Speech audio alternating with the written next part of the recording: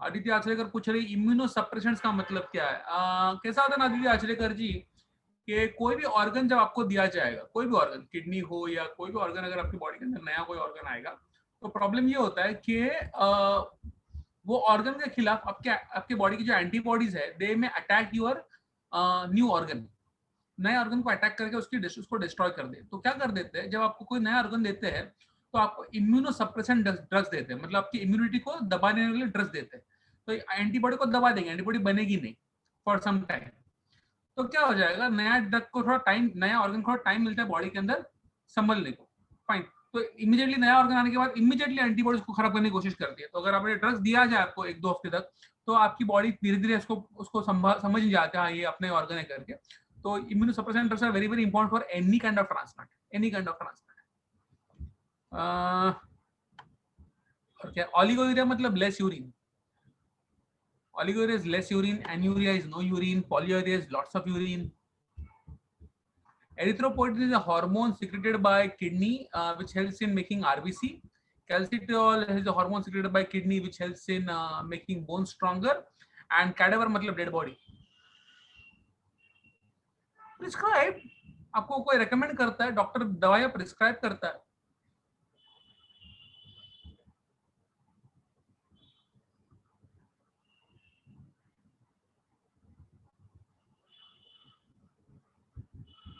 Okay, are we done with all doubts? Heparin, या heparin is very very very very very important. कैसा होता है कि जब ब्लड बॉडी के अंदर रहता है तो ब्लड लिक्विड फॉर्म में रहता है। फाइन, तो वो लिक्विड फॉर्म में रहता है बिकॉज बॉडी के अंदर एक केमिकल इसका नाम है हिपैरिन। हिपैरिन एक एंटी कोएगुलेंट है। What is anti coagulant? Blood को जमने नहीं देता है, वो ब्लड को सॉलिड नहीं होने देता है। तो अगर आप बॉडी से बाहर निकल रहे हो ब्लड फॉर हीमोडायलिसिस, तो बाहर आ गया और वो जम गया तो वाट लग जाएगी ना, वापस अंदर क्या डालोगे? फाइन। तो उसको बाहर लिक्विड फॉर्म में रखना बहुत इंपॉर्टेंट है, तो आपको देना पड़ता है हिपैरिन का इंजेक्शन सो दैट वो बाहर भी लिक्विड फॉर्म में रहे।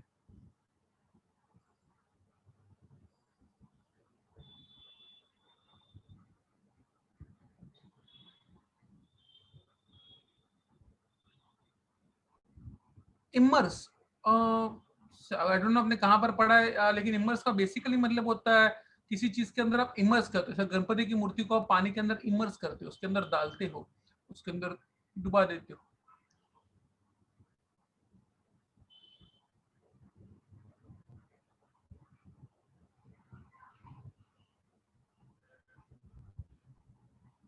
I think we're done.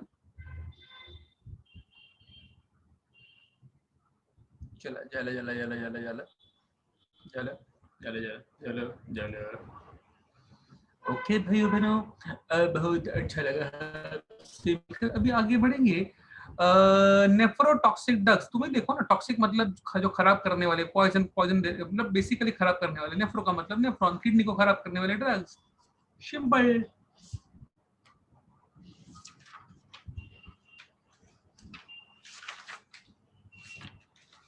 Okay, मुझे एक पार्ट समझाना था, वो पहले समझा रहे, तो मैंने बोला था आपको मुझे आगे मत बढ़ने देना, लेकिन तुमने फिर भी आगे बढ़ने दिया मुझे। Okay, very very bad. Okay, let me show you the diagram first.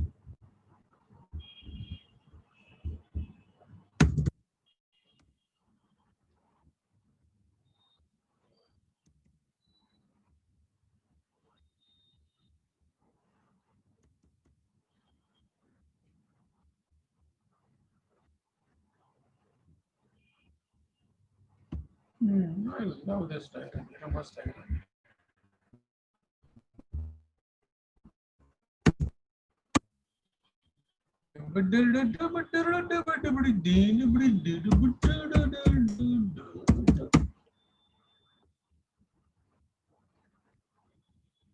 Okay.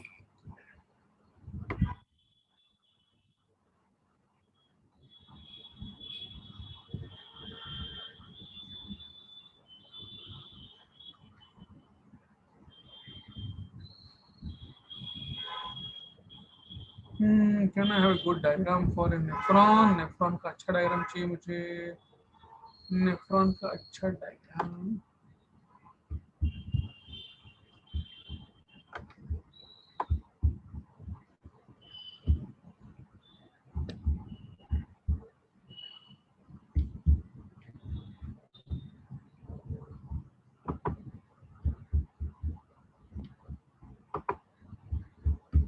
ये अच्छा,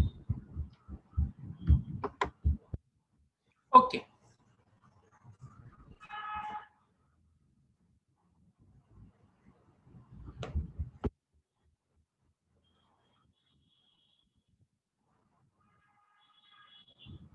सी I am going to show you two nephron के डायग्राम्स यहाँ पर है, और यू कैन सी दिस। यहाँ पर दो नेफ्रॉन्स है, ये एक नेफ्रॉन है यहाँ पर, दूसरा नेफ्रॉन यहाँ पर। अगर आप ध्यान से देखो तो ये बोमेंस कैप्सूल है। पर्पल वाला पार्ट प्रॉक्सिमल कन्वोल्यूटेड ट्यूब्यूल है, ये हेनलीज लूप है। ये रेड वाला पार्ट डीसीटी है, फाइन। एंड कलेक्टिंग डक्ट यहाँ पर भी सेम, बोमेंस कैप्सूल, पर्पल वाला पार्ट प्रॉक्सिमल कन्वोल्यूटेड ट्यूब्यूल, फिर हेनलीज लूप है, फिर रेड वाला पार्ट डीसीटी है, और फिर कलेक्टिंग डक्ट। अगर आप ध्यान से देखो तो ये एक पार्ट है बहुत इंपॉर्टेंट। अरे मम्मी किधर गया, वापस है।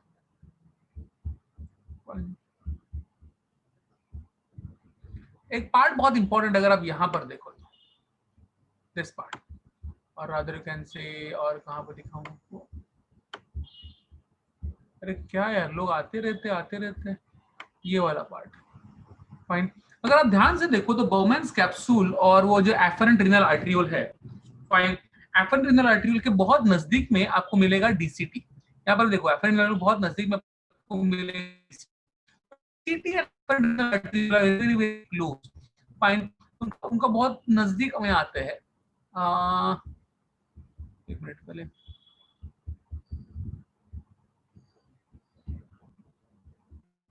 अरे no, no need, absolutely no need, कोई भी जरूरत नहीं है।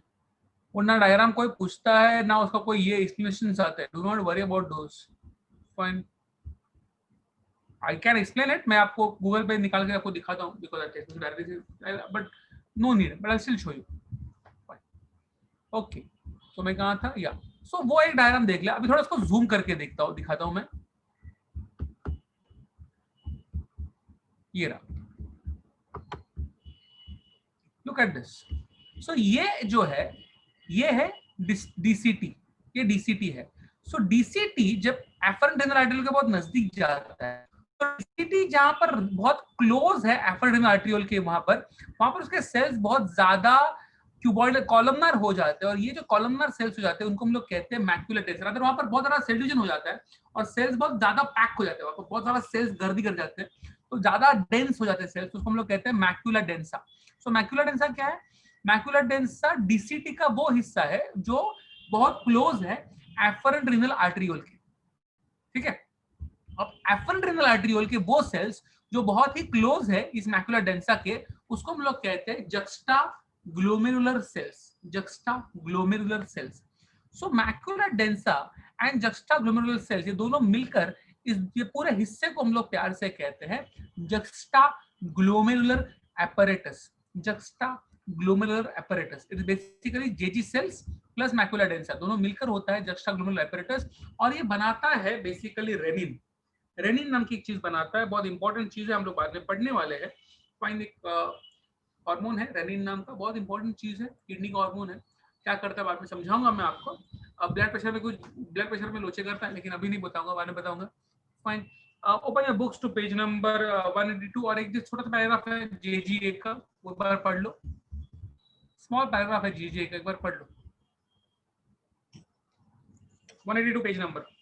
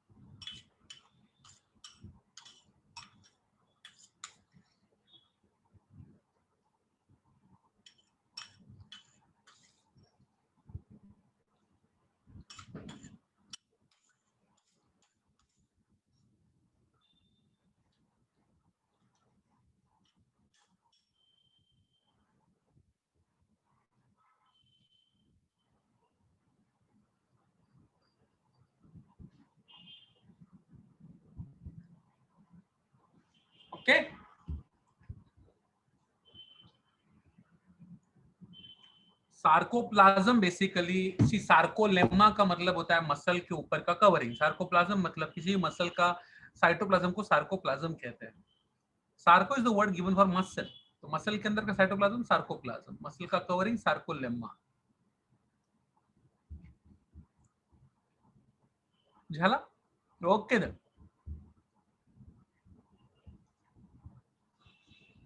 नमस्कार भाई बहनों, एक बार आपका फिर एक बार स्वागत कर रहा हूँ आपका इस चैप्टर के दौरान, जिसका नाम है एक्सक्रीशन एंड ऑस्मो रेगुलेशन. हाँ भाई बहनों,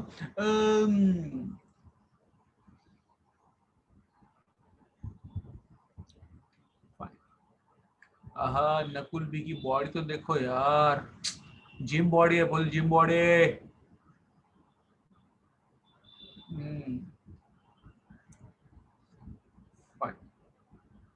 ये जब भी क्लास चालू हो जाएगा ना आपका, फाइन, तो मतलब when I will come to the class, और मैं क्लास में चालू करना सिखाना चालू करूंगा. 11th स्टैंडर्ड के लेक्चर्स लेना चालू कर, 12th के लेक्चर्स लेना चालू करूंगा. फाइन.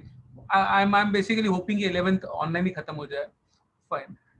12th में जो 12th में मिलेंगे, फाइन, मतलब मैं तो बोल रहा हूँ कोरोना खत्म भी होगा तो मैं ऑनलाइन ही सिखाऊंगा. कौन खाली हो जाएगा उधर गर्दी में. फाइन. शाम को बहुत गर्दी है रजिस्ट्रेशन के इधर. बट दैट टाइम जो लोगों से मिलने का है मुझे, वो यही लोग हैं जो अभी मुझे दिख रहे हैं. नुपुर, अदिति, आरती, रीता, कृतिका, मानवी, तानिया, वृत्ति, नकुल, रोहित, समर, रितेश, राज. फाइन. आदित्य, आचरेकर. बस बाकी लोग को क्या है ना, जिनको मेरी पढ़ी नहीं रहती मुझे उनकी पढ़ी नहीं होती. फाइन.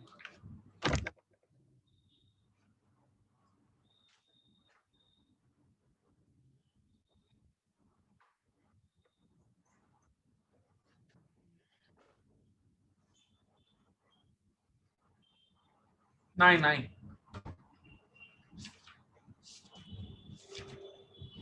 तिकडे चाललो होतो. ओके. सो नाउ मैंने वो क्यों सिखाया, बहुत इंपॉर्टेंट चीज है. So I am going to teach you something very very very very very important. Fine. थोड़ा नीट वाला स्टफ है, थोड़ा समझने वाला स्टफ.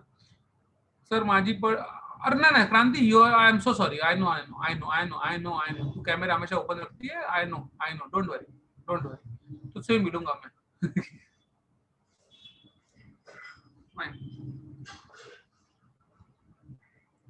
ओके. सो या आई वाज टॉकिंग अबाउट थोड़ा इंपॉर्टेंट स्टफ है समझना. सी यूरिन, सी चैप्टर का नाम है excretion and osmo regulation. Osmo regulation बहुत इंपॉर्टेंट है. कितना पानी बाहर जाना चाहिए, कितना पानी रुकना चाहिए. फाइन.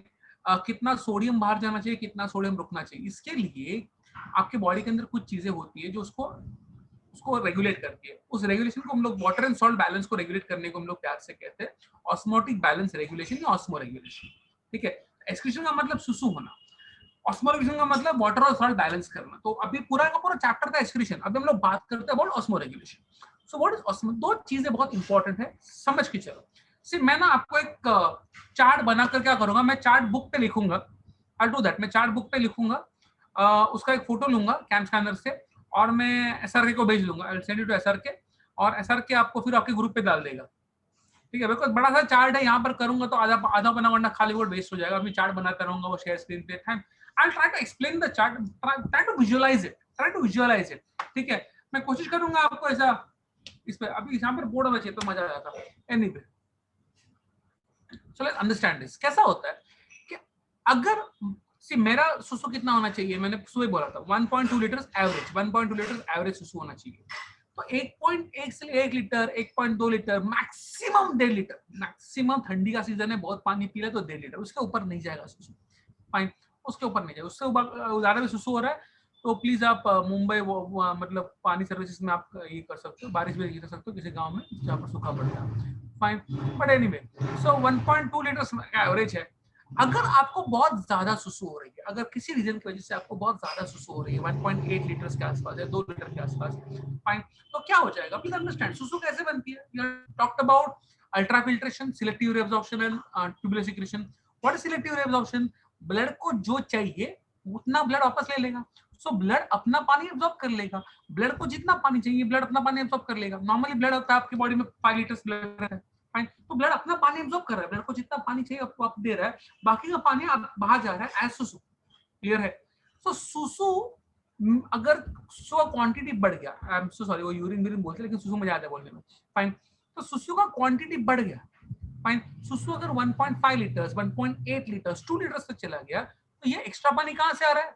इसका मतलब ब्लड जितना पानी एब्जॉर्ब करना चाहिए था उतना नहीं कर रहा है, फाइन। और अगर ब्लड अपना पानी एब्जॉर्ब नहीं कर रहा है बराबर से और ज्यादा पानी सुसु में निकल रहा है, दैट बेसिकली मींस ब्लड थोड़ा गाढ़ा हो जाएगा, एब्जॉर्ब नहीं कर रहा है ना, खुद का पानी एब्जॉर्ब नहीं कर रहा है, उसको जाने को दे रहा है, फाइन, बिकॉज़ वो स्क्वीज तो कहां से हुआ था, नेफ्रॉन में, वो ग्लोमेरुलस में स्क्वीज हो गया था, वो ब्लड का ही पानी था और सिलेक्टिव रिजोल्यूशन में ब्लड ने अपना पानी वापस ले लिया। अब अगर ब्लड नहीं ले रहा है टू गो आउट टू सुसु तो ब्लड बेसिकली विल बी गाढ़ा, और अगर ये ब्लड गाढ़ा हो गया तो सिग्नल मिलेगा टू योर हाइपोथैलेमस। हाइपोथैलेमस नाम का एक ऑर्गन है ब्रेन में, ब्रेन में हाइपोथैलेमस नाम का ऑर्गन है, उसको सिग्नल मिलेगा, उसमें रिसेप्टर्स रहते हैं जिसका नाम है ऑस्मोटिक रिसेप्टर्स, और नाम से मालूम, ऑस्मो रिसेप्टर्स बोलो ऑस्मोटिक रिसेप्टर्स बोलो, उनको सिग्नल मिलेगा, उनको मालूम पड़ेगा अरे ब्लड गाढ़ा हो गया, रुको रुको मैं कुछ करता हूँ, तो वो उन हाइपोथैलेमस को चिपका हुआ एक ग्लैंड रहता है, नाम है पिट्यूटरी ग्लैंड। पिट्यूटरी ग्लैंड मे भी आपने कभी सुना रहेगा, स्कूल में मालूम नहीं, पिट्यूटरी ग्लैंड नाम का ग्लैंड रहता है यहाँ पर, फाइन। तो हाइपोथैलेमस पिट्यूटरी ग्लैंड को बोलता है काम कर रहे पिट्यूटरी, एक हार्मोन बना, एंटी डायूरेटिक हार्मोन, एडीएच नाम का एक हार्मोन बना। मैं जो जो वर्ड्स आ रहे हैं मैं चैट विंडो पे लिखने की कोशिश करूंगा, fine. So basically high concentration of body, high concentration of blood या बॉडी फ्लूइड्स लिख दूंगा, बिकॉज अगर वाटर ज्यादा बाहर जा रहा है तो सारे के सारे स्वेट भी कम आएगा, सलाइवा भी कम आएगा, आंखें भी सूख जाएंगी, सब में वाटर कम हो जाएगा। तो high concentration of body fluids के वजह से सिग्नल मिलेगा ऑस्मो रिसेप्टर्स ऑफ हाइपोथैलेमस को, ऑस्मो रिसेप्टर्स ऑफ हाइपोथैलेमस को सिग्नल मिलेगा, हाइपोथैलेमस बोलेगा उसके सेक्रेटरी को जिसका नाम है पिट्यूटरी ग्लैंड, पिट्यूटरी ग्लैंड को सिग्नल देगा, पिट्यूटरी ग्लैंड रिलीज करेगा hormone anti diuretic hormone, anti diuretic hormone, anti diuretic hormone निकलेगा, फाइन, और जाएगा टू द किडनी, किडनी के ऊपर रीनल ट्यूब्यूल्स जो है पीसीटी, हेनली ट्यूब्स और ईसीटी, उसके ऊपर काम करेगा और रीनल ट्यूब्यूल्स की परमिएबिलिटी बढ़ाएगा। परमिएबिलिटी का मतलब क्या, जितना वो एब्जॉर्ब कर रहे थे उससे ज्यादा एब्जॉर्ब करने की परमिशन देगा उनको, फाइन, तो उसकी परमिएबिलिटी बढ़ाएगा, उसके एब्जॉर्प्शन की ताकत बढ़ा देगा, फाइन, तो वो जितना वाटर एब्जॉर्ब कर रहे थे उससे कई ज्यादा वाटर एब्जॉर्ब करना शुरू कर देंगे। जैसे जैसे एडीएच बढ़ेगा रीनल ट्यूब्यूल्स की परमिएबिलिटी बढ़ेगी, रीनल ट्यूब्यूल्स की परमिएबिलिटी बढ़ेगी तो ज्यादा एब्जॉर्प्शन होगा पानी का, और अगर पानी का ज्यादा एब्जॉर्प्शन होगा तो बेसिकली आपका यूरिन कम हो जाएगा, फाइन, और अगर यूरिन कम हो जाएगा तो आपका वाटर कंजर्वेशन हो जाएगा, आपका जो पानी एक्सेस बाहर चला जा रहा था वो रुक जाएगा, बॉडी में वाटर बराबर हो जाएगा। क्लियर है?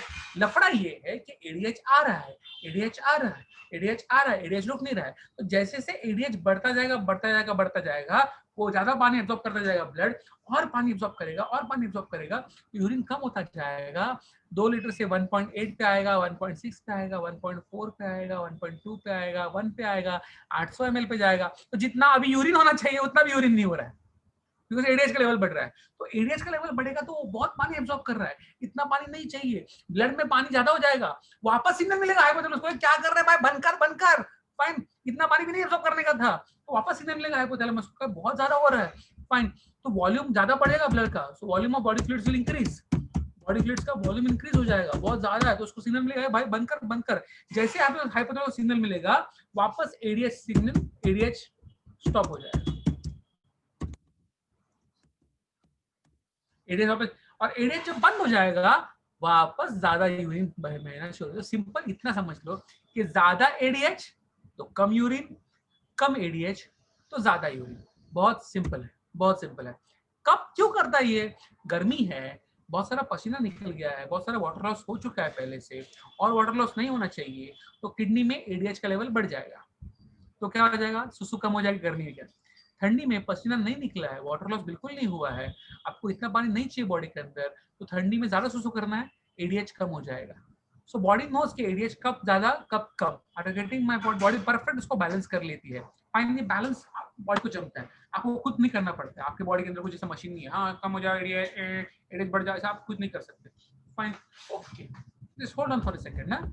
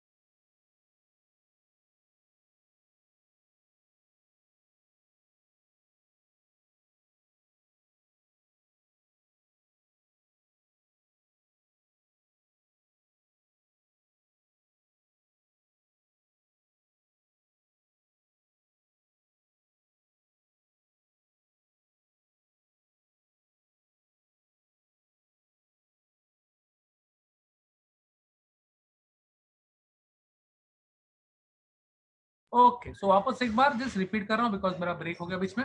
फाइन, कि अगर बाई चांस वापस पूरा प्रोसेस, अगर मेरा यूरिन ज्यादा हो गया, अगर यूरिन ज्यादा हो गया तो मेरे जो बॉडी फ्लूइड्स है इंक्लूडिंग ब्लड ज्यादा कॉन्सेंट्रेट हो जाएंगे, गाढ़े हो जाएंगे, सिग्नल मिलेगा हाइपोथैलेमस को, ब्रेन का पार्ट है हाइपोथैलेमस, उसमें ऑस्मोरिसेप्टर्स है, ऑस्मोरिसेप्टर सिग्नल देंगे पिट्यूटरी ग्लैंड को, pituitary gland is attached to the hypothalamus, वो रिलीज करेगा hormone, anti diuretic hormone ADH, ADH का लेवल बढ़ेगा तो रिनल ट्यूब्यूल्स का एब्जॉर्प्शन की ताकत बढ़ेगी, हम लोग उसको बोलते हैं increases permeability of renal tubules, absorption की ताकत बढ़ेगी, वो ज्यादा वाटर एब्जॉर्ब करना शुरू करके ब्लड को देगा, तो अगर ब्लड में ज्यादा पानी हो जाएगा यूरिन का लेवल कम होता जाएगा, तो यूरिन का लेवल कम होना शुरू, तो अगर एडीएच रुकता नहीं है, एडीएच आता रहता है, आता रहता है, तो एडीएच बढ़ जाएगा, तो क्या हो जाएगा, ज्यादा पानी जाएगा आपके बॉडी फ्लूइड्स में, बॉडी फ्लूइड्स का वॉल्यूम बढ़ जाएगा, नॉर्मल लेवल से ज्यादा बढ़ जाएगा, तो वापस सिग्नल मिलेगा हाइपोथैलेमस को कि बहुत ज्यादा हो रहा है, कम करो कम करो, वापस वो लोग एडीएच, वो हाइपोथैलेमस एडीएच को बंद करवा देगा, एडीएच बंद हो जाएगा तो वापस धीरे धीरे धीरे यूरिन का लेवल बढ़ना शुरू हो जाएगा। सो बॉडी अंडरस्टैंड कब कम करना है, कब ज्यादा करना है, डिपेंडिंग ऑन उसके हिसाब से कब एडीएच ज्यादा कब एडीएच कम, बॉडी अंडरस्टैंड करेगी।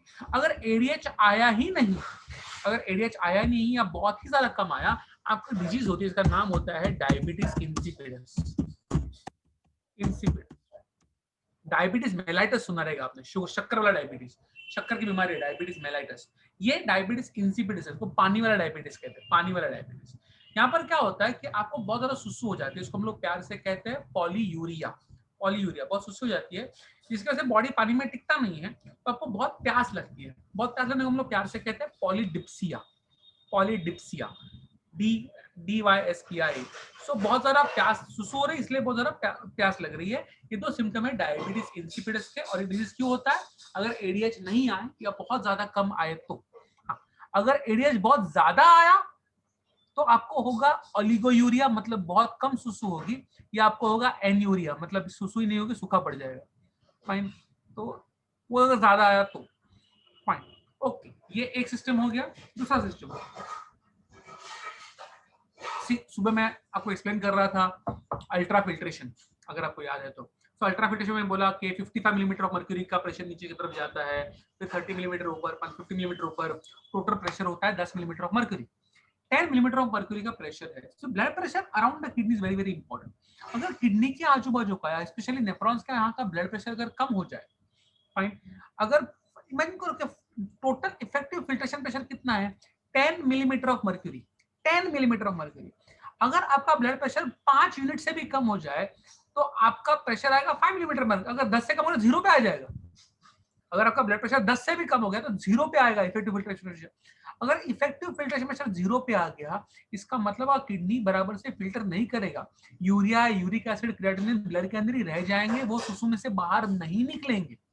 फाइन, तो ब्लड प्रेशर मेंटेन होना बहुत इंपॉर्टेंट है नियर द किडनी। अगर बाय चांस किडनी का ब्लड प्रेशर कम होता है, now again I am going to write something on the, मैं सिर्फ वर्ड्स यहां पर लिख रहा हूं, अगर मेरा ब्लड प्रेशर कम हो गया, अगर मेरा ब्लड प्रेशर कम हो गया तो सिग्नल मिलेगा यहां पर जेजीए को, याद है जेजीए, अभी सिखाया था मैंने आपको, जक्स्टा ग्लोमेरुलर एपरेटस। जेजीए एक हार्मोन बनाएगा जिसका नाम है रेनिन। रेनिन रेनिन आपके ब्लड में पहले से केमिकल है जिसका नाम है एंजियोटेंसिनोजिन, पहले से केमिकल है, फाइन, ब्लड के अंदर रहता है। तो रेनिन जो है वो एंजियोटेंसिनोजिन को कन्वर्ट करेगा, एंजियोटेंसिनोजिन को कन्वर्ट करेगा एंजियोटेंसिन 1 में, एंजियोटेंसिन 1 में, ठीक है। एंजियोटेंसिन क्या 1 क्या करता है, कुछ नहीं, कुछ भी नहीं करता। लंग से और एक एंजाइम आता है जिसका नाम है angiotensin converting enzyme, angiotensin converting enzyme, जो कन्वर्ट करेगा एंजियोटेंसिन 1 को एंजियोटेंसिन 2 में, एंजियोटेंसिन 2 में।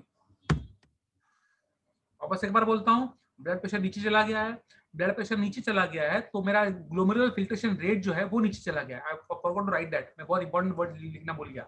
अगर मेरा ब्लड प्रेशर कम हो गया तो मेरा जीएफआर कम होगा, 125 ml पर मिनट या 180 लीटर पर डे होना चाहिए, वो बहुत कम हो जाएगा, ना के बराबर फिल्ट्रेट बनेगा मेरा, फाइन, तो मेरा जीएफआर कम हो जाएगा, और जीएफआर कम हो जाएगा तो सिग्नल मिलेगा जक्स्टा ग्लोमेरुलर एपरेटस को, वो बनाएगा hormone renin, hormone renin convert करेगा एंजियोटेंसिनोजिन जो पहले से ब्लड में है टू एंजियोटेंसिन 1।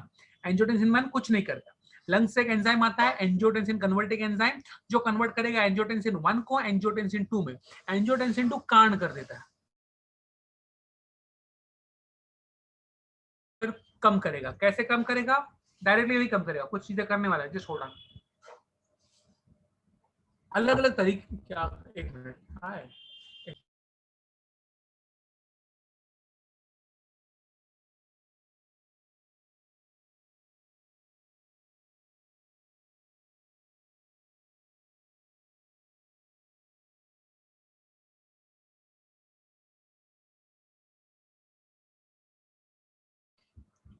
सॉरी, तो मैं बोल रहा था एंजियोटेंसिन 2 कांड कर देगा। क्या क्या कांड करेगा, 3 तरीके हैं जिससे वजह से वो जीएफआर बढ़ाएगा। नंबर वन वो डायरेक्टली ब्लड वेसल्स को दबा देगा, डायरेक्टली ब्लड वेसल्स को दबा देता है, उसको हम लोग प्यार से कहते हैं वैसो कंस्ट्रिक्शन।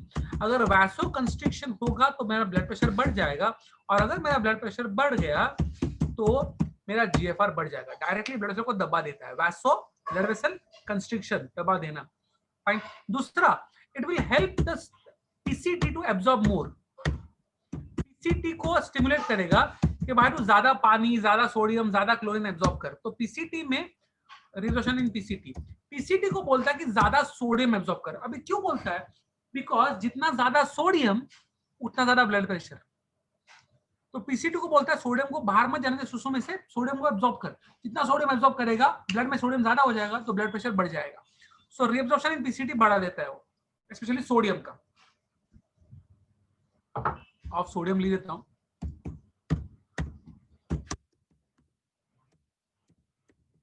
तो सोडियम का रिजोल्यूशन बढ़ा, डायरेक्टली एक तो ब्लड सेल को दबा देगा, दूसरा सोडियम का रिजोल्यूशन बढ़ा देगा, तीसरा चीज वो स्टिमुलेट करता है एड्रिनल कॉर्टेक्स को। आपका एक किडनी के ऊपर ग्लैंड रहता है जिसका नाम है एड्रिनल ग्लैंड। एड्रिनल ग्लैंड के दो हिस्से रहते हैं, अंदर के हिस्से को कहते हैं मेडुला, बाहर के हिस्से को कहते हैं कॉर्टेक्स। एड्रिनल कॉर्टेक्स को स्टिमुलेट करता है और रिलीज करवाता है एक हार्मोन जिसका नाम है एल्डोस्टेरॉन। एल्डोस्टेरॉन एल्डोस्टेरॉन भी सेम करेगा।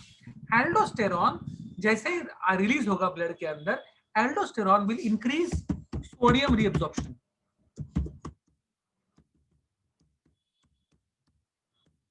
एंजियोटेंसिन डायरेक्टली भी कर रहा था और इनडायरेक्टली भी करवा रहा है बाय रिलीजिंग एल्डोस्टेरॉन। तो एल्डोस्टेरॉन आएगा तो सोडियम का रिजोल्यूशन बढ़ेगा, सोडियम का रिजोल्यूशन बढ़ेगा तो मेरा ब्लड प्रेशर बढ़ेगा, मेरा जीएफआर बढ़ेगा। लफड़ा क्या होता है यहाँ पर कि सोडियम अकेला रीअब्सॉर्ब नहीं होता। अगर सोडियम रीअब्सॉर्ब हो गया तो साथ में वाटर भी रीअब्सॉर्ब होगा। अगर सुबह याद है मैंने बोला था वाटर इज पैसिव रीअब्सॉर्प्शन, तो थोड़ा सोडियम इधर आएगा तो साथ साथ में चिपक चिपक के पानी भी आएगा उसको बैलेंस करने के लिए, तो वाटर भी बढ़ेगा। बढ़ना चाहिए नहीं था लेकिन वाटर भी ब्लड में बढ़ेगा। अगर वाटर ब्लड में बढ़ेगा तो ब्लड का वॉल्यूम बढ़ जाएगा। अगर ब्लड का वॉल्यूम बढ़ जाएगा तो हार्ट बोलेगा भाई इतना ब्लड में नहीं फिल्टर कर सकता भाई, इसको कम करो। तो हार्ट खुद एक हार्मोन बनाता है जिसका नाम है atrial natriuretic factor. Atrial natriuretic factor नाम समझा रहा मैं आपका। Atrial natriuretic factor. Atria heart के ऊपर की चेंबर्स को एट्रिया कहते हैं। नाट्रियम मतलब सोडियम, नाट्रियूरेटिक मतलब क्या, सोडियम को यूरिन से बाहर फेंकने वाला factor. Atrial natriuretic factor release करता है आपका हार्ट जो सोडियम को और वाटर को बाहर फेंक देगा और वापस ब्लड प्रेशर को नीचे लेके आएगा। सो एल्डोस्टेरॉन ब्लड प्रेशर को बढ़ाता है, एएनएफ ब्लड प्रेशर को कम करता है। एल्डोस्टेरॉन सोडियम को खींचता है ब्लड में, एएनएफ सोडियम को यूरिन से बाहर निकलवाता है। दोनों एंटागोनिस्टिक हार्मोन्स हैं, एक दूसरे के ऑपोजिट काम करते हैं। Fine, I will like you to open your books to page number, ये मैं चार्ट बना के दूंगा आपको, do not worry. I am going to make that chart और आपको चार्ट में आपको एसआरके को भेज दूंगा तो एसआरके आपको फोटो कर देगा। फाइन, फोटो निकाल के उतना भी मैं, but right now I will like you to open your books to page number 185 और आपको पढ़ना है कंपोजिशन ऑफ यूरिन। 185 और 186 पे है composition of urine. Composition of urine. उससे पहले सिर्फ एक आप लोग पूछेगा रास क्या है। रास is renin angiotensin aldosterone system. Word आएगा फिर आप पूछोगे इसका मतलब क्या। It's renin angiotensin aldosterone system, रास।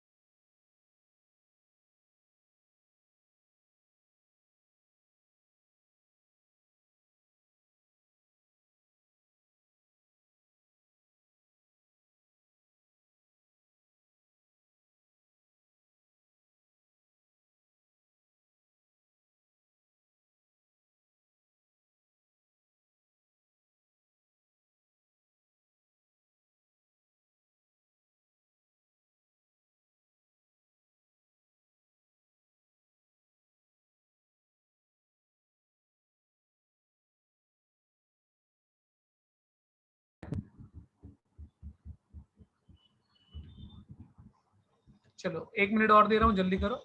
2 मिनट और, चलो 2 मिनट दे रहा हूँ, जल्दी करो। समर खाते खाते पढ़ाई नहीं होती, एक बार खा ले बाद में पढ़ाई कर।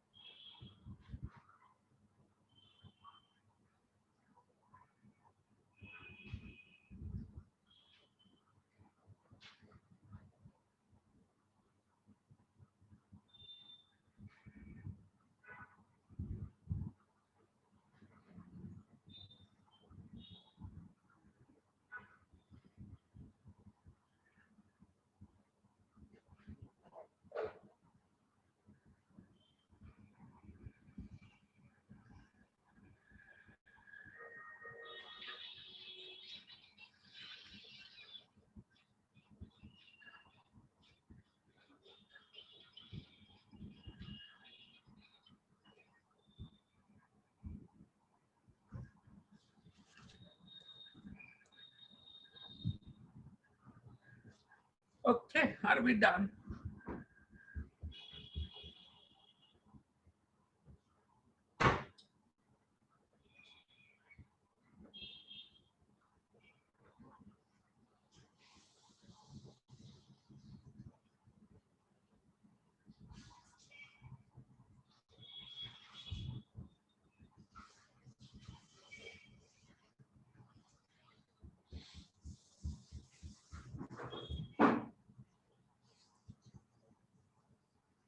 ओके, पहले बात तो डाउट्स की बात करते हैं।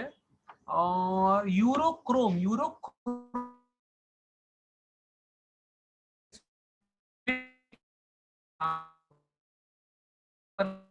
अब बात निकली है तो ये भी याद रखना, बुक में वर्ड नहीं रहेगा, लेकिन यूरिनॉड नाम का केमिकल रहता है सुसु के अंदर, यूरिनॉड, जो आपके सुसु को मस्त प्लेजेंट सा वो स्मेल रहता है ना सुसु का, वो जो स्मेल रहता है वो रहता है बिकॉज ऑफ यूरिनॉड।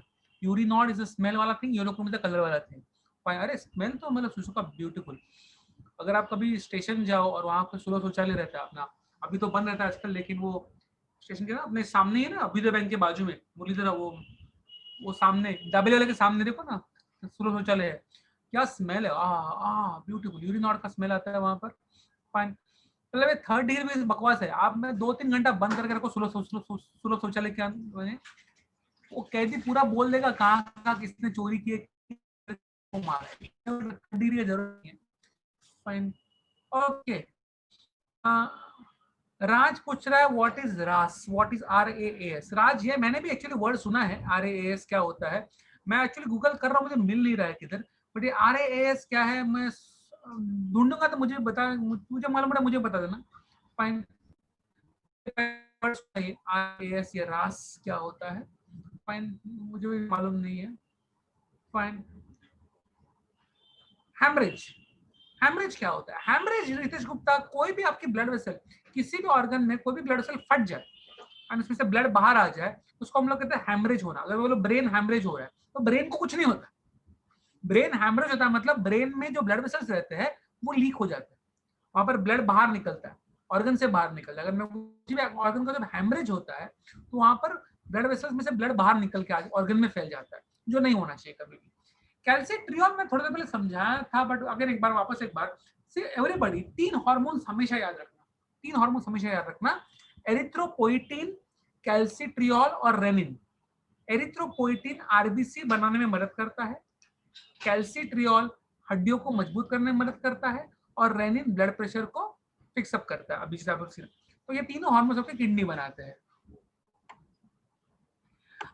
एएनपी और एएनएफ सेम है क्या? फैक्टर बोलो, एनएच भी बोल सकते हो, एट्रियल नाइट्रोरेटिक हार्मोन बोल सकते हो, एएनपी कह सकते हो, एट्रियल नाइट्रोरेटिक पेप्टाइड बोल सकते हो, सेम थिंग, सब कुछ सेम। एएनपी बोलो एनएच बोलो। किडनी फील्ड, नुपुर चौहान कहां पर है ये word kidney field? Nupur Chauhan, if you can tell me ये वर्ड कहां पर है नुपुर?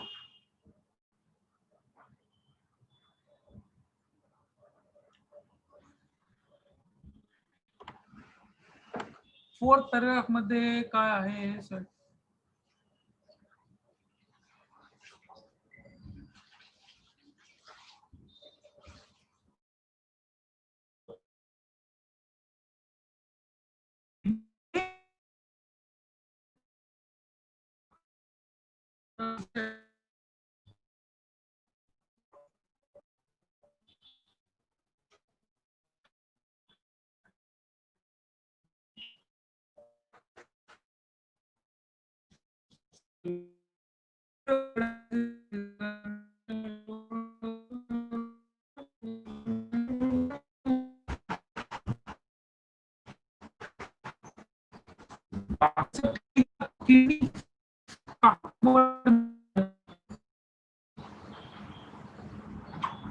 ओके, एनीवे आपको, ओ थैंक यू राज, राज ने मुझे वो रास का फुल फॉर्म बता दिया है, क्या है? Renin angiotensin aldosterone system. Thank you very much Raj, thank you very much for telling me that RAS is renin angiotensin aldosterone system. First time मैंने सुना और आपसे बहुत खुशी हुई। Fine, okay.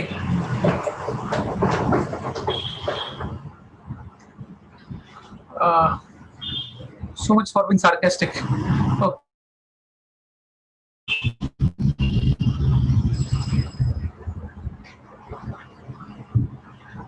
अब इसको अलग बन रही है, मैं जोक मार रहा था, मैंने आपको पढ़ने से पहले ही रास का फुल फॉर्म प्यार से बता दिया था, 2 या 3 बार बता दिया, उसको चिढ़ा रहा हूँ, ऊपर से तुम लोग ये ओके।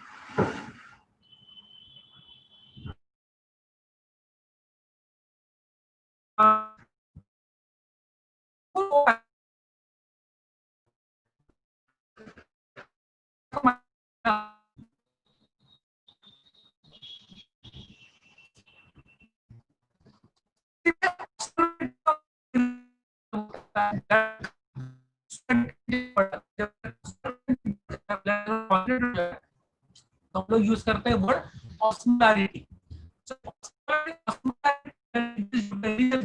बहुत नमकीन खा रहे हो,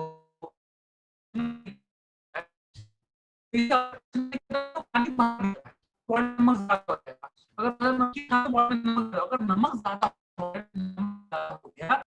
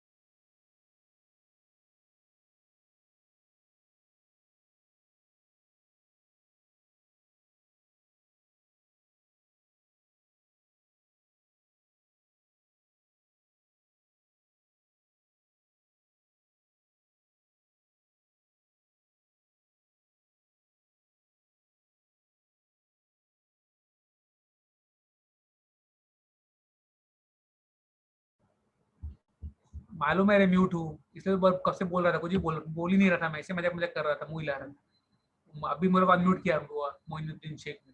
ओके, अब मुझे ओके,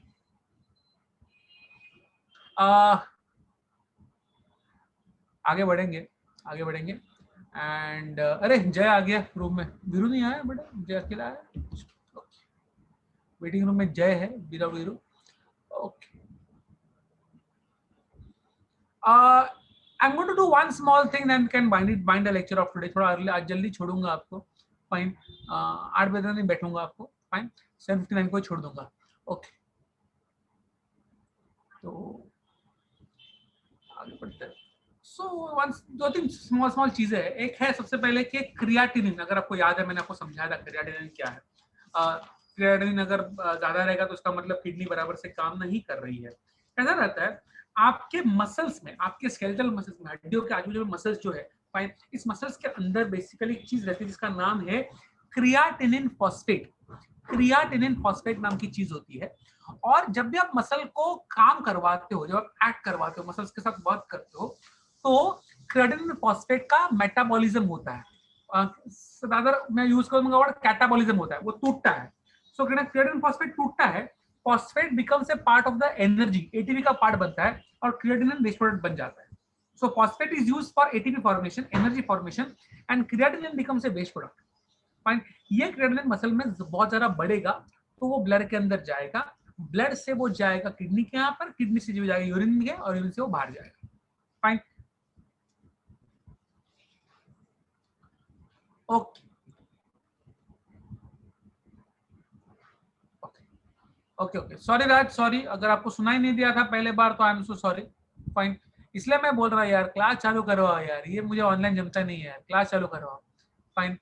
ये ऑनलाइन मिलना मेरे को नहीं मिलता है, फाइन। क्लास चालू करो अप्रैल में, बहुत हो गया।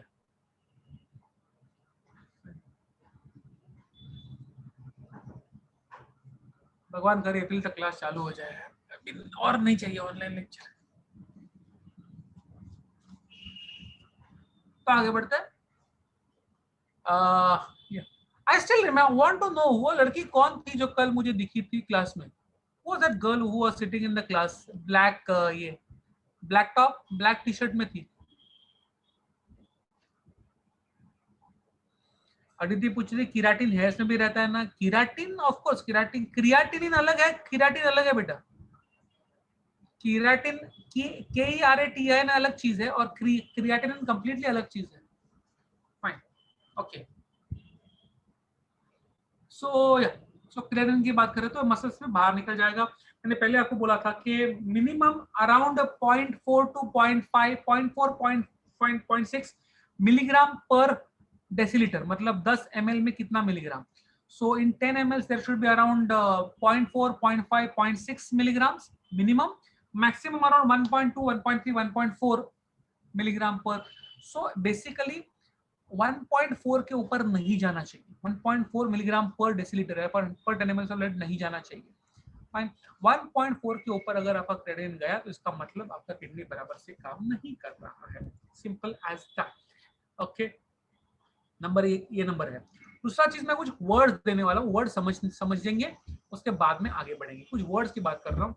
सबसे पहले आप पूछेंगे होम्योस्टैसिस क्या होता है, तो मैं समझाता हूँ। ये पहले भी बहुत बार वर्ड पूछ चुके हैं लोग मुझसे, होम्योस्टैसिस वर्ड पूछ चुके हैं। उसके बाद में सॉल्ट ग्लैंड्स पूछ चुके हैं, सो नहीं पहली बार सॉल्ट ग्लैंड्स। उसके बाद में वी हैव ऑस्मोकन्फर्मर्स, उसके बाद ऑस्मोरेगुलेटर्स, osmoregulators, stenohaline animals, urehaline,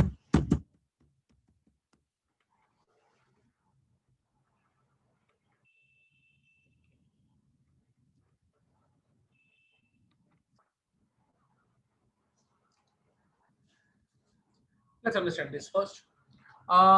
मैं समझाऊंगा फिर पढ़ने को नहीं बोलूंगा, बिकॉज ये एक सेट है, ये सेट के बाद और एक सेट दूंगा वर्ड्स का, तो वो बाद में साथ में पढ़ने को बोलूंगा। पहले बात तो होम्योस्टैसिस क्या होता है, मैंने भी बहुत बार समझाया, वापस एक बार समझाता हूँ। बाहर कुछ भी हो जाए, से हम लोग होम्योथर्मिक एनिमल्स है, बाहर कुछ भी हो जाए, बाहर ठंडी पड़ जाए, बाहर गर्मी पड़ जाए, अपने बॉडी का टेम्परेचर 37 डिग्री सेल्सियस रहता है। बाहर कुछ भी हो जाए, अपने बॉडी के अंदर जितना वाटर कंटेंट है, अपने बॉडी के अंदर जितना भी सॉल्ट कंटेंट है, वो पूरा का पूरा सेम रहता है, सेम रहता है। सो बॉडी के अंदर सब कुछ सेम रहता है, उसको हम लोग प्यार से कहते हैं same condition, homeostasis, homeostasis. Just give me 1 second. Nupur, मैंने से नेगेटिव फीडबैक, अगर मैंने आपको क्या बोला कि जैसे ही अगर आपका ध्यान, अगर वो पैराग्राफ आप वापस से, मैंने जो सिखाया था ना वही चीज है, फाइन। अगर आप पैराग्राफ वापस से पढ़ो, क्या होता है जैसे ही आपके बॉडी में फ्लूइड्स का वॉल्यूम बढ़ जाता है, फ्लूइड्स का वॉल्यूम बढ़ जाएगा तो वापस सिग्नल मिलेगा हाइपोथैलेमस को कि भाई मत करो, रोको रोको, इतना भी मत एब्जॉर्ब करो पानी को। तो उसको हम लोग नेगेटिव फीडबैक बोल रहे हैं। एक बार आपको चार्ट में भेज दूंगा ना, आई डू वन थिंग, मैं ना नेक्स्ट टीचर के पहले चार्ट भेज देता हूँ, नुपुर फाइन। तो चार्ट भेज दूंगा, चार्ट एक बार पढ़ लो, अगर फिर भी नहीं समझ में आएगा ना, आप अगले बार मुझे वापस पूछना, मैं वापस समझाऊंगा। Never feel shy to ask, 10 बार पूछो मैं 10 बार समझाऊंगा, फाइन। जब तक समझेगा नहीं तो समझाना मेरा काम है, फाइन। लेकिन एक बार चार्ट आपको मिलने दो, एक बार चार्ट मिल जाए तो आपको समझ में आ जाएगा easily. Okay okay, I am coming back to this words.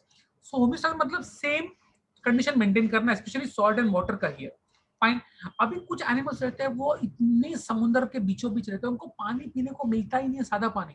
तो क्या करेंगे, तो समुद्र का पानी ही पिएंगे, और इतना समुद्र का पानी पिएंगे तो बॉडी में तो सॉल्ट कंटेंट बहुत ज्यादा बढ़ जाएगा। तो क्या करेंगे, तो उनके बॉडी में कुछ खास ग्लैंड्स रहते हैं कॉल्ड एज सॉल्ट ग्लैंड, जिसमें से वो सॉल्ट निकालते रहते हैं। वो पानी पिएंगे और सॉल्ट निकालते रहेंगे बॉडी से, तो बहुत ज्यादा सॉल्ट रहेगा, मर जाएंगे बेचारे, इतना इम्पॉसिबल है, फाइन। तो there body has this salt glands to remove the, कुछ फिशेस होते हैं, कुछ बर्ड्स होते हैं जो समुद्र के बीचों बीच रहते हैं, उनको मिलता ही नहीं है समुद्र नॉर्मल पानी। They will drink sea water, it will remove the salt through salt glands. Salt glands is the word. Okay. Now दुनिया में दो टाइप के एनिमल्स रहते हैं, एक होता है ऑस्मो कन्फर्मर्स, एक होता है ऑस्मो रेगुलेटर। मतलब क्या है समझाना। ऑस्मो कन्फर्मर का मतलब क्या, अगर मैं एक ऐसा फिश हूं, फाइन, जो एक जगह पे रह रहा हूं जहां पर सॉल्ट कंटेंट बाहर ज्यादा है, बाहर सॉल्ट कंटेंट ज्यादा है, तो मैं क्या करूंगा, मेरे बॉडी में भी सॉल्ट कंटेंट ज्यादा कर लूंगा, इक्वल, फाइन। अगर मैं ऐसा एनिमल हूं जहां पर मैं जैसे जगह पर सॉल्ट कंटेंट बहुत कम है, तो मैं क्या करूंगा, मेरे बॉडी का भी सॉल्ट कंटेंट कम कर लूंगा। तो मैं अपने बॉडी का सॉल्ट कंटेंट डिसाइड करता हूं, बाहर क्या सॉल्ट कंटेंट है उसके ऊपर। Are you getting what I am trying to say? I am changing my osmotic balance depending on बाहर का ऑस्मोसिस कंडीशन क्या है। उस ऐसे एनिमल्स को हम लोग कहते हैं ऑस्मो कन्फर्मर्स। ऑस्मो कन्फर्मर्स हम लोग नहीं है, हम लोग ऑस्मो रेगुलेटर है। मतलब क्या, बाहर कुछ भी हो जाए, सॉल्ट ज्यादा हो सॉल्ट कम हो, हम लोग बराबर से एडजस्ट करके अपने बॉडी का सॉल्ट कंटेंट वहां पर रखते हैं जहां पर हमेशा जितना होना चाहिए। हम लोग अपना बॉडी का सॉल्ट वाटर कंटेंट चेंज नहीं करते depending on the external environment. Are you getting my point? हमारे बॉडी में सेम कंडीशन मेंटेन होती है, तो हम लोग ऑस्मो रेगुलेटर्स है। Osmoregulators, osmoconformers are going to change their internal environment depending on the external environment. Are you getting my point? अंदर खुद चेंजेस करेंगे, अंदर बॉडी के अंदर चेंजेस हो जाएंगे डिपेंडिंग ऑन बाहर क्या है। हम लोग ऐसा कुछ नहीं करते, हमारे बॉडी में जो रहेगा वैसा ही रहेगा, बाहर कुछ भी हो जाए। क्लियर छे? फाइन। तो हम लोग ऑस्मो रेगुलेटर्स है और osmoconformers are those who change the internal environment. फिर सी, एक मछली हूँ और मैं समुद्र के पानी में रहती हूँ, समझो मैं स्विम कर कर जाऊँ, मैं समझो यहाँ पर नमक अचानक से कम हो गया, समझो नमक अचानक से कम हो गया, अगर मैं खाड़ी के पानी में हूँ, और खाड़ी में नॉर्मली एक नमक का क्वांटिटी थोड़ा कम रहता है समुद्र से, अचानक से नमक का क्वांटिटी ज्यादा है, कम, बहुत ज्यादा डिफरेंस आ गया, बहुत ज्यादा डिफरेंस आ गया, फाइन।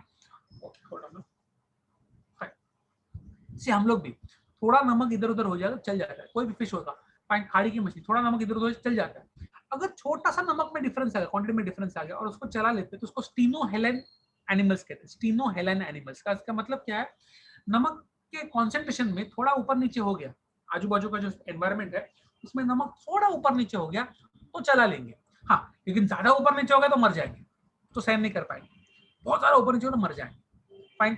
तो normally most of the animals in this world are stenohaline animals, थोड़ा ऊपर नीचे चल, इधर थोड़ा एक इधर चल जाता है, फाइन। यूरियल में मतलब क्या, और उनको कुछ भी जाए, समुद्र की मछली है जाके तालाब में भी रहेगी, तालाब की मछली समुद्र में रहेगी, इतना उनको फर्क चल जाता है। इतना बड़ा फर्क को पचाने वाले, मतलब इतना बड़ा सॉल्ट कंटेंट का चेंज को रेगुलर मतलब मेंटेन करने वाले, चलता है उनको, इतना बड़ा चेंज हुआ तो भी उसको हम लोग कहते हैं euryhaline. Euryhaline, stenohaline small change in salt concentration चलेगा, ज्यादा चेंज मर जाएगा। यूरी हेलाइन कितना भी बड़ा सॉल्ट का चेंज होने दो चल जाएगा, चला लेंगे, fine. So that they are seriously good animals, fine. ये आपके तीसरा है शिंपल्या, चलो मराठी रहेंगे उनको मालूम है, तीसरा शिंपल्या, शेलफिश होता है, क्लैम्स बोलते हैं, वो चला रहता है, फाइन, उनको फर्क नहीं पड़ता। ओके आगे से अभी ना मैं कुछ वर्ड्स देने वाला हूँ, वर्ड्स मैं यहाँ पर देता हूँ।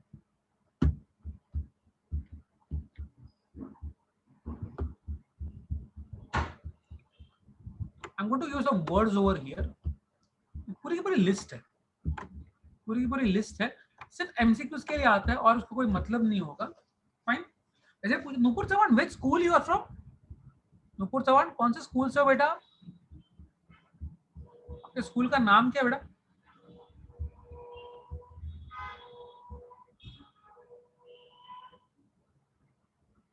ए नूपुर,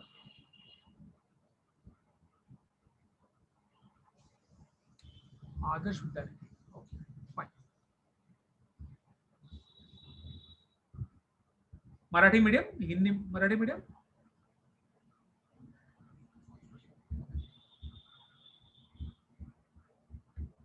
जी मैं एक चीज वापस बोल रहा हूँ, मैं पहले भी बहुत बार बोल चुका हूँ, कुछ बच्चे उसके बहुत बाद में आए हैं।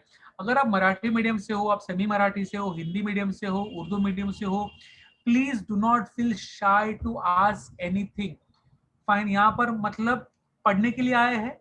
फाइन, डू नॉट फील शाई। मेरी खुद की wife, let me tell you, मेरी वाइफ बालमोहन स्कूल से थी, she was Marathi medium school. Fine, उसने साइंस पढ़ा, वो यूएस गई, यूएस में 4 साल रह रही है, आजकल वो फॉरेनर बच्चों को पढ़ाती है। फाइन, मतलब बड़े अमीर लोगों को पढ़ाती है। प्लीज अंडरस्टैंड, आपका मराठी मीडियम से आना, हिंदी मीडियम से आना should not hamper your progress. Fine, तो शर्माने का नहीं, इधर शर्माओगे तो फिर पीछे रह जाओगे, फिर आपको कुछ हेल्प नहीं कर सकता। मैं को अंतर्यामी नहीं हूँ कि इसको नहीं समझ में आ रहा है, इस बालक को समझ में नहीं आ रहा है, जो उसकी भाई साहब मुझसे नहीं होता। आप लोग पूछोगे मैं 1000 बार बताऊंगा। Fine, specially Hindi Marathi medium वालों के लिए एक चीज है, आप ना आपके बुक को अच्छे से पढ़ के ना, मेरा मेरा चंदन झा का स्टूडेंट था, वो करता था पूरे बुक में ना, उसकी, वो हिंदी मीडियम से था, तो हिंदी में हर वर्ड को जो भी उसको समझ में नहीं आ रहा है, हर वर्ड को वो अपना हिंदी का उसका मीनिंग लिख के रखा था।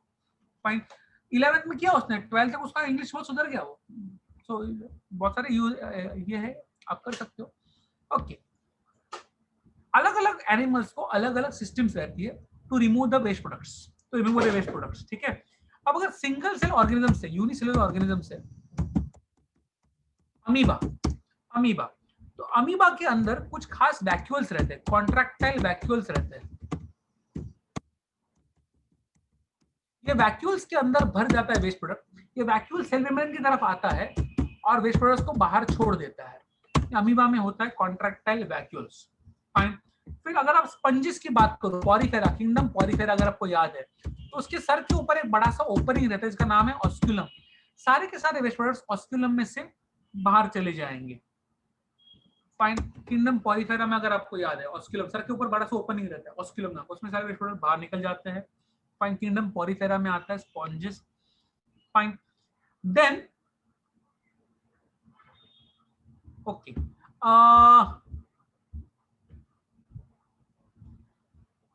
प्लैटीहेलमिन्थस, प्लानेरिया हो या फिर आपका क्या कहते हैं दूसरा,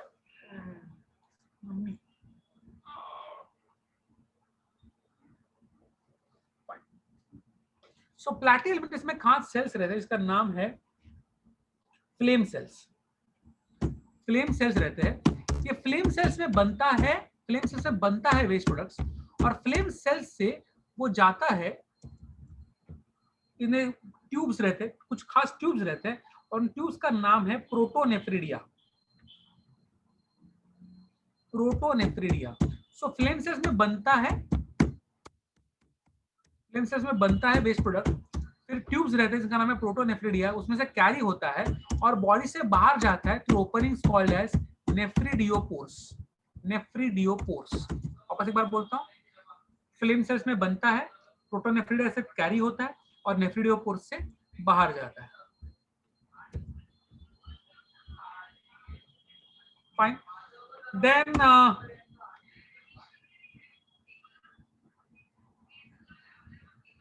हम लोग बात करते हैं अर्थवर्म्स की, एनेलिडा की।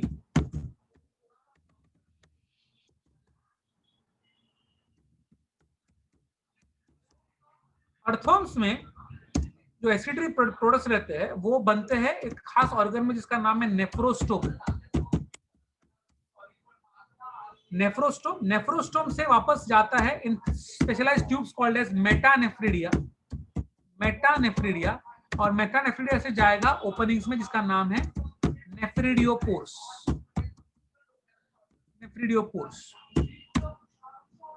फाइन। देन इंसेक्ट्स में होते हैं, insects belong to kingdom Arthropoda. Insects में रहते हैं खास ट्यूब्यूल्स, इनका नाम है माल्फिजियन ट्यूब्यूल्स। इसमें से बाहर निकलेगा वेस्ट प्रोडक्ट्स। आर्थ्रोपोडा में जो क्रस्टेशियंस है, क्रस्टेशियन का मतलब होता है लॉबस्टर, प्रॉन्स, आपका क्रैब, वो लोग करेंगे ग्रीन ग्लैंड से एक्सक्रीशन। ग्रीन ग्लैंड्स रहते हैं उसमें से वेस्ट प्रोडक्ट्स बाहर निकलते हैं। फाइन। इकानोडर्माटा स्टारफिश में तो एक्चुअली इससे बॉडी से ही निकलता है, बॉडी के सरफेस से निकलता है, उसमें कोई भी एक्सक्रीटरी ऑर्गन नहीं रहता।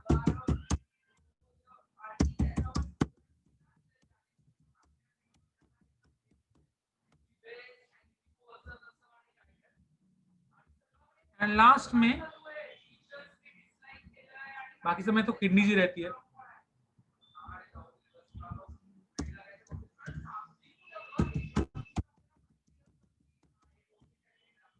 पैरों से निकलेगा, पैरों से। ओके, कुछ डाउट्स है?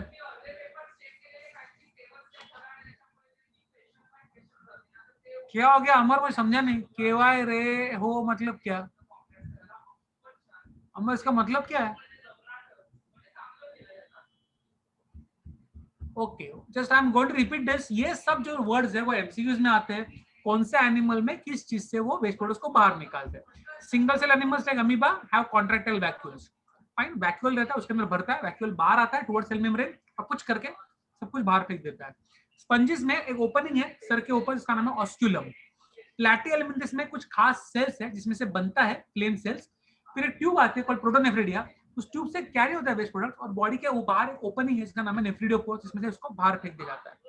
अर्थवर्म में बाकी सब सेम है, लेकिन नेफ्रोस्टोम नाम का ऑर्गन है जिसमें वेस्ट प्रोडक्ट बनता है। फिर मेटानेफ्रिडिया नाम के ट्यूब से कैरी होगा, नेफ्रिडियोपोर्स के से बाहर निकल जाएगा। फाइन, बाकी सब सिर्फ नाम है। Fine, I will like to open a books now. Page number 175 and 176 177 पढ़ना है। 176 177 पढ़ना है।